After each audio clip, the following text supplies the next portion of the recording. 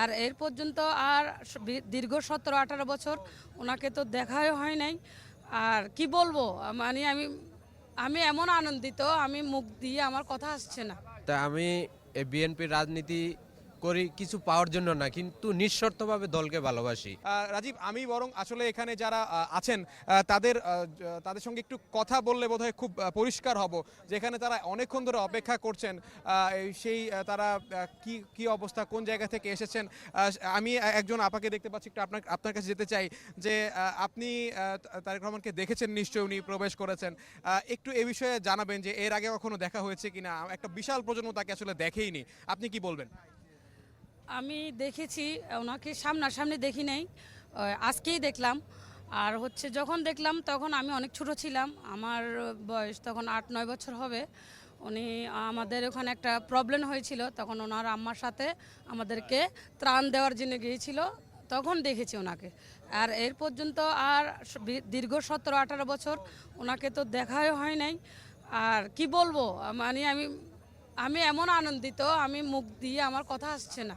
বাংলাদেশের প্রথম immunity booster সমৃদ্ধ ফ্যান্টাস্টিক হ্যাপি এনার্জি বিস্কিট। অতটুকুই আমি আসছি চট্টগ্রাম থেকে, বন্দর এলাকা আমার আর কি। আপনি অনেক আবেগী হয়ে যাচ্ছে রাজীব, এবং আসলে ওইটাই, মানে আমি বললাম না, আমি বুঝাইতে পারবো না। এমনিতে আপনি কি নিয়মিত রাজনীতি করেন? জি, আমি নিয়মিত যাই, মানে আমি ওখানে আমাদের 38 নং ওয়ার্ড বন্দর চট্টগ্রাম, আমি যতটুকু পারি চেষ্টা করি আমাদের এই বোঝানোর জন্য, সবাইকে বোঝানোর জন্য যথেষ্ট চেষ্টা করি, এই আর কি। আমার ছেলেকে নিয়ে আসছি, ওই আমার ছেলে। কয়দিন আগে আসছেন? আমি 3 দিন আগে আসছি। 3 দিন আগে। তো রাজীব, এই দৃশ্যটা কিন্তু খুবই আসলে এখানে এখানে এখানে একটা নিয়মিত চিত্র হয়ে দাঁড়িয়েছে। আমরা যাকেই জিজ্ঞেস করছি, কেউ 3 দিন আগে এসেছেন, কেউ 4 দিন আগে এসেছেন, কেউ সারা রাত আসলে এই 300 ফিটের যে এলাকা আমরা বলে জানি সেখানে অবস্থান করছেন। এবং আমি একটু আমার বাম পাশে একটু আরেকজন ভাইকে জিজ্ঞেস করতে চাই যে আপনি কোন জায়গা থেকে এসেছেন এবং কি বলবেন? আমাদের চাঁদপুর থেকে আসছি। আমি ওনার বাবা যখন মারা যায় তখন থেকেই আমি ওনার এই দলের থেকে আমি একটা সমর্থক। 1981 সালের পরের থেকে আমি জাতীয়বাদী দলের সাথে যুক্ত।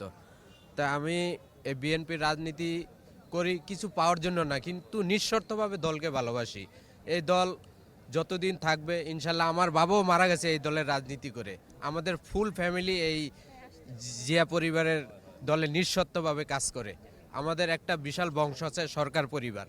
আমরা ওই পরিবারকে ধারণ করি এবং জাতীয়বাদী শক্তির সাথে আমরা উপরোক্তভাবে মিশে আছি। এই যে এবারকে রাষ্ট্রপতির সামনে এতক্ষণ ধরে অপেক্ষা করলেন, তারেক রহমানকে যে দেখলেন, কেমন লাগছে আপনার? ইনশাল্লাহ আমি দেখার পরে আমার চোখ দিয়ে পানি চলে আসছে।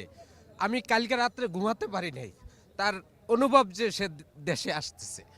আমার এত ফিল হয়েছে আজকে যে পারি না যে তার হাতে যে আমি হ্যান্ডশিপ করব, সেটা আমার হয়নি। কিন্তু তাকে বুকে ধারণ করি।